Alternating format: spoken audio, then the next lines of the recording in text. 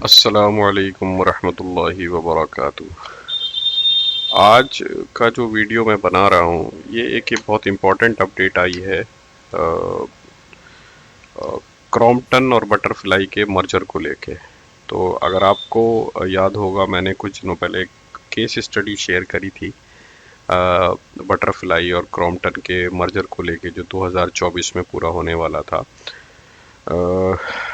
मैंने उसको as a case study share किया था क्योंकि आपको मालूम है मैं कोई बाई शेयर रिकमेंडेशन तो कभी देता ही नहीं हूँ, लेकिन ये इम्पोर्टेंट अपडेट थी तो मैंने सोचा लाओ आपसे मैं डिस्कस करता हूँ कि क्या प्रोग्रेस उसमें हुई है।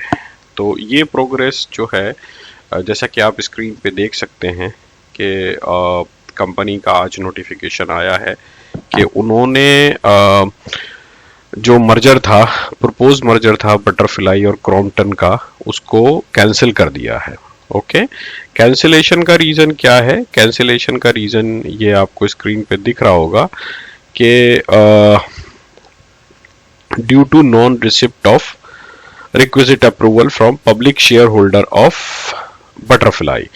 जो 37% जो पब्लिक इंस्टीट्यूशनल इन्वेस्टर थे और 96% पब्लिक नॉन इंस्टीट्यूशनल इन्वेस्टर थे, उन्होंने इसके अगेंस्ट में वोटिंग की है। ठीक है, तो मोटी मोटी बात जो इसको देख के समझ में आती है, इसका नोटिफिकेशन ये है हमारे पास, मैं दिखाता हूँ आपको। इसका नोटिफिकेशन ये है हमारे पास, आज का नोटिफिकेशन है ये। अगर आप देखेंगे तो मोटी मोटी बात ये समझ में आती है कि जो HNI है, जो पब्लिक में होल्डिंग में है, they are not in favour of this particular merger. Correct. तो यहाँ पर उन्होंने लिखा है कि accordingly as mention this the scheme will not be acted upon due to non receipt of prerequisite approval from public shareholder of Butterfly. This development will not have any significant change in our growth story, which means Butterfly growth story. The company will continue to operate as separate. दोनों company जो है वो अलग अलग operate करती रहेंगी, जैसे as of today कर रही हैं। और इसके साथ साथ ये है कि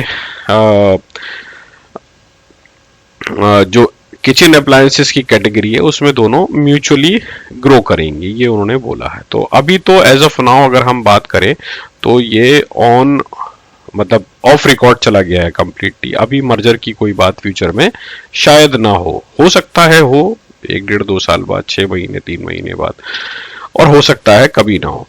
तो अब क्योंकि हमारी जो हमने पहली केस स्टडी शेयर करी थी वो पूरी की पूरी हमारी जो थी वो मर्जर स्टोरी के ऊपर थी। Now in continuation of this story, तो इसमें क्योंकि एक बड़ा अपडेट हुआ है ये वाला, तो अब हम क्या करेंगे, हमने जब बात करी थी तो ये बात करी थी कि शायद अगर हम कंसीडर करें बटरफ्लाई को लेने में, क्रॉम्पटन को लेने की बात नहीं हमने करी थी। तो हमने ये बात करी अगर हम बटरफ्लाई को लेने को कंसीडर करें तो वो हमारे लिए एक प्रॉफिटेबल ऑप्शन हो सकता है। करेक्ट। नाउ बटरफ्लाई, अब हमारे पास फॉर एग्जांपल किसी ने अगर बटरफ्लाई में लेने का सोचा है या किसी के पास होल्डिंग है, तो क्वेश्चन ये आता है कि उसको क्या करना चाहिए अब इस सिचुएशन में। तो आज क्या हुआ है, आज बटरफ्लाई गिरा है, अच्छा खासा गिरा है, अपने टॉप से शायद 100 रुपए के आसपास ये वहां से गिरा है।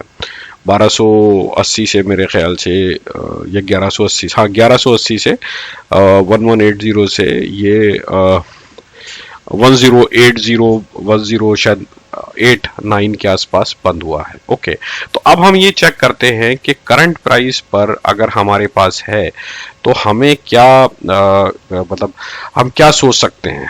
मैं दोबारा बोल दूं, मैं सेबी रजिस्टर्ड एनालिस्ट नहीं हूं, मैं कोई बाई सेल रिकमेंडेशन नहीं देता हूं, और ये सिर्फ मैं एक अपडेट शेयर कर रहा हूं आपके साथ। This is again not a by cell recommendation. अगर आपके पास होल्डिंग है भी तो जाहिर सी बात है आपने खुद ड्यू डिलिजेंस करके ली होगी, और आगे का डिसीजन भी, बेचना है, होल्ड करना है या इसमें और बाई ऑन डिप करना है, ये डिसीजन भी आप अपने फाइनेंशियल एडवाइजर से सलाह लेने के बाद ही करें।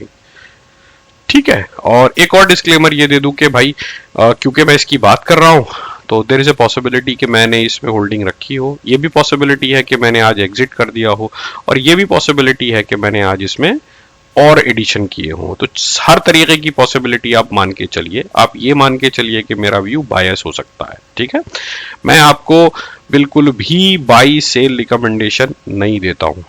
ठीक है, बट क्योंकि एक अच्छा डेवलपमेंट था, मतलब भले से आप इसको नेगेटिव कहो या पॉजिटिव कहो, तो आई थॉट कि चलो मैं एक इस पे वीडियो बनाता हूं। तो anyway, coming back to the point, now if we talk about Butterfly, तो बटरफ्लाई में क्या हुआ है कि अब बटरफ्लाई इंडिपेंडेंटली काम करेगी, है ना, जैसे कर रही थी अभी। तो अब हमें ये देखना है कि बटरफ्लाई का फ्यूचर प्रोस्पेक्ट्स क्या हो सकता है। तो अगर हम बटरफ्लाई को देखते हैं, तो मैं जैसे बटरफ्लाई लगाता हूं यहां पर, ठीक है, मैं यहाँ पर बटरफ्लाई मैंने लगाई, तो ये 1088 पे आज बंद हुई है। तो मेरी जो फेयर वैल्यू की कैलकुलेशन के हिसाब से ये 2034 की फेयर वैल्यू देता है। अभी इसका रिजल्ट नहीं आया है सितंबर वाला, it is still due, which is good. अगर आपको देखना है कि फेयर वैल्यू कैसे निकलती है, तो फेयर वैल्यू का वीडियो है चैनल पर, वो आप देख सकते हैं। ठीक है, तो ये 2034 की फेयर वैल्यू निकलती है। प्लीज परसेंटेज जो है वो इसकी 0 है। 1700 जो है वो इसका 52 वीक हाई है। 978 जो है वो इसका 52 वीक का लो है, राइट।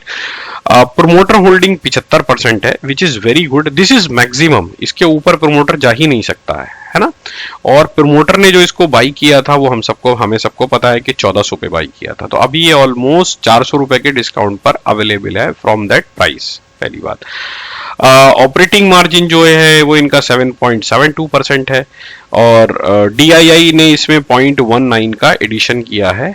प्रॉफिट वेरिएंस जो है जो 3 साल का वो 135 का है। बुक वैल्यू इनकी 176 की है। स्टॉक की PE 45 है। मार्केट कैप जो है वो 1945 करोड़ का है। ओके, अगर हम नीचे जाते हैं तो कंपनी का डेट तो ऑलमोस्ट, डेट टू इक्विटी मेरे ख्याल से 0 ही है। डेट टू इक्विटी 1 करोड़ का डेट है और 297 का, तो डेट टू इक्विटी तो 0 ही है। अब अगर हम बात करेंगे कंपनी की वैल्यूएशन की, तो 45 की PE पे अवेलेबल है, compare to industry PE of 62, which is cheap, correct. Now if you talk about sales, तो अगर आप ऑपरेटिंग प्रॉफिट देखते हैं, तो ये यहां से अगर आप इसकी ग्रोथ देखते हैं, तो मोटे मोटे तौर से मतलब from growth perspective you see, Covid के बाद से इन्होंने अच्छा ग्रोथ दिखाया है। यहां से अगर आप देखोगे तो अच्छा ग्रोथ दिखाया है। It is not negative, it is यहां से इंक्रीजिंग है। ये ऊपर गया था, फिर इसकी बात हमने डिटेल में करी थी पिछली वीडियो में, तो I will not spend much of time here, but overall अगर आप यहाँ मोटा मोटा देखोगे तो company is in growth trajectory, correct. Profit before tax grow कर रहा है, अच्छे से कर रहा है। 8% का ऑपरेटिंग मार्जिन है। अदर इनकम इनकी नेग्लिजिबल है, 1 करोड़ की जो होना हो तो कोई फर्क नहीं पड़ता है।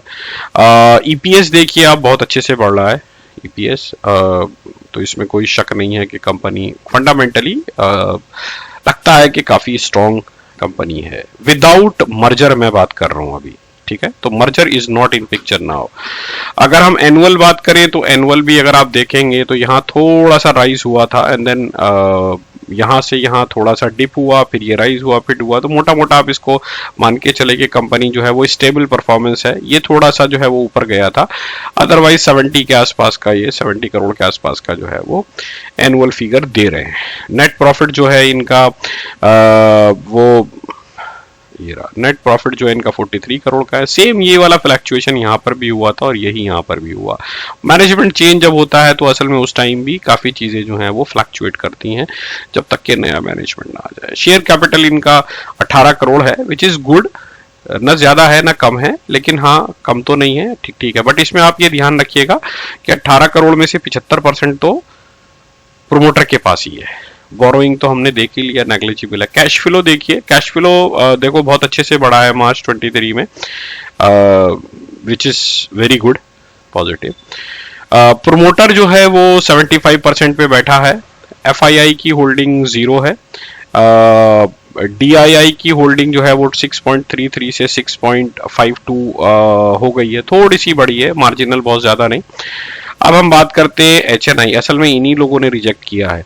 तो 1.56 जो है वो इनकी होल्डिंग है, शेषाद्री भाई की। डॉली खन्ना ने इसमें से एग्जिट कर दिया है पहले ही। Now we see VML Lakshmi 1.22, more or less इनकी भी होल्डिंग में कोई चेंज नहीं है। ओके, सो मोटा मोटा अगर हम देखेंगे ना तो करंट प्राइस पे अगेन मैं बोल दूं, ये मैं बाई सेल रिकमेंडेशन नहीं दे रहा हूं किसी भी किस्म की। करंट प्राइस पे कोई रीजन नहीं है कि इसमें कोई पैनिक सेलिंग की जाए। प्राइस फ्लक्चुएट होते हैं ऊपर नीचे, there is no question about it. Okay, it may go down, it may go up, so I am not talking about price. Okay, now will see the chart. Chart क्या कहता है? तो chart में अगर हम देखेंगे तो जो लॉन्ग टर्म का मैंने वीडियो बनाया था, जो आपको पता है मल्टीबैगर वाला, उसमें अगर हम देखते हैं इसको डाल के, तो क्योंकि ये शॉर्ट टर्म नहीं है, ये लॉन्ग टर्म की हम बात कर रहे हैं, तो इसमें सबसे पहले हम डेली का चार्ट देखते हैं।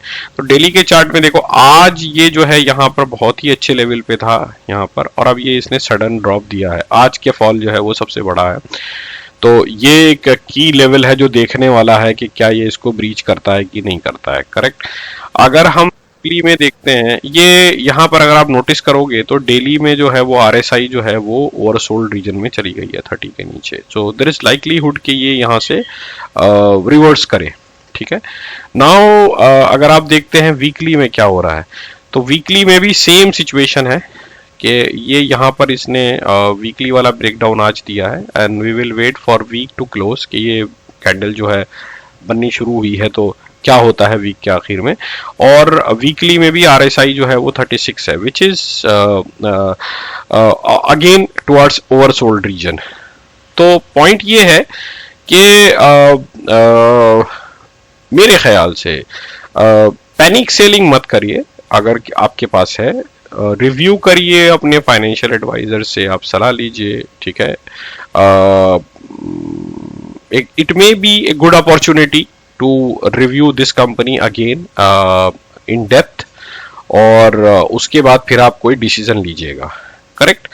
तो मैंने सोचा लाओ मैं एक वीडियो बना के आपको एक्सप्लेन करने की कोशिश करता हूँ। Hope it helps.